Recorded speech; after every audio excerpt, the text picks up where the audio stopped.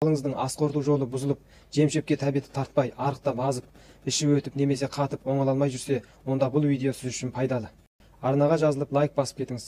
Ас қорытудың нашарлауы асқазан ішек кілегей қабығының талаурап катары қабынып ас қорыту бөгетке ұшыраудан келіп шыққан ауру. Бұл ауруды мал түлігі ұзақ уақыт қатты, сасыған, бұзылған, құрамында топырақ, тас, құм араласқан жем-шөптерді жеуден келіп шығады.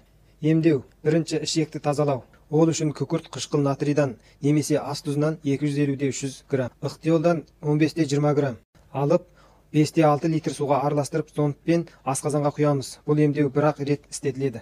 Екінші, асқазанын күшейту.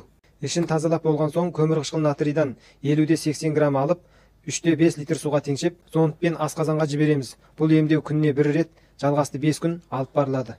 Үшінші, бұлшықетінен гентамицин өкілінен күніне 2 рет жіберіп отырамыз, жалғасты 3 күн. Осылай істегенде малыңыздың тәбеті ашылып, ішкен жегені бойына тарайтын болады.